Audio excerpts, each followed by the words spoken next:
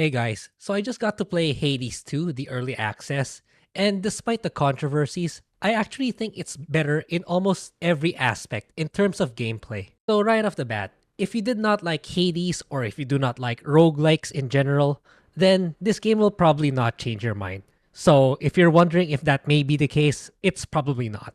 For the rest of you who actually like the game, let's continue. Set after the events of the first game, the protagonist is Melinoe, the sister of Zagreus, the main character of the first game. This time around, you are up against a titan, Kronos, the god of time. The storytelling remains the same, where it slowly unravels itself through interacting with the various characters in the story, as well as your progression in the game. The iconic art style and direction makes a return, looking better and performing better than the first game. But what I really want to talk about in this first impressions video is the gameplay, because I genuinely believe that every mechanic on the first game has been improved here in Hades 2. While fundamentally it's still the same game, many of the subtle changes and improvements that they made created a large impact to the overall experience. For one, the game does feel a little bit slower, but you do need to be more methodical compared to Hades 1. For one, you need to properly time your dodges, as the enemy can easily reach you if you're not careful.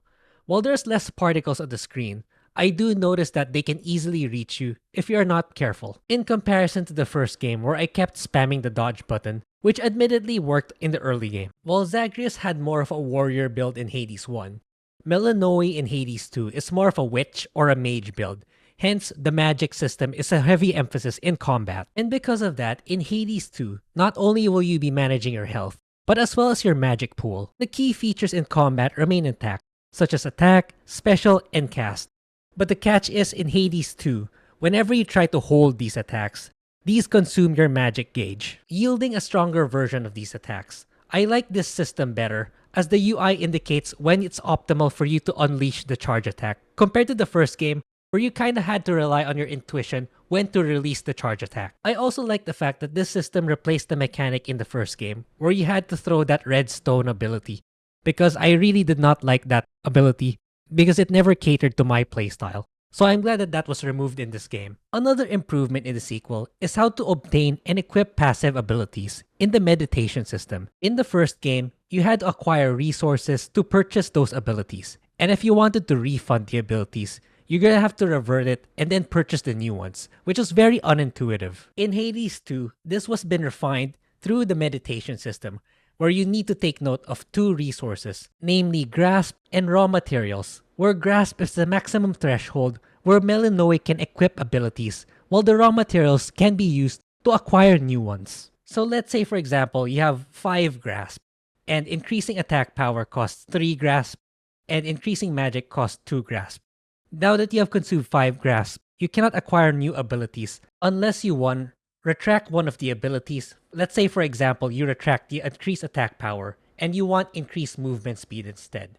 Then you can easily just retract the attack power increase in exchange for the increased movement speed. And second, you increase your grasp by acquiring a resource in the field called Psyche, which will allow Melinoe to equip more abilities, making her stronger in succeeding runs. This for me is the better system, as you can mix and match your abilities according to your playstyle, compared to the first game where you just simply buy up all the abilities until you manage to get them all. Another major improvement in Hades 2 is the items that you can pick up in the field. No longer will you just be picking up gold in the first game, but actual other useful items, such as mining for minerals and harvesting plants that unlock new equipment for Melinoe, enhance her abilities, and unlock new features in the hub. Suffice to say that a lot more depth is put into the navigation of the field. The boons granted by the gods also make a return.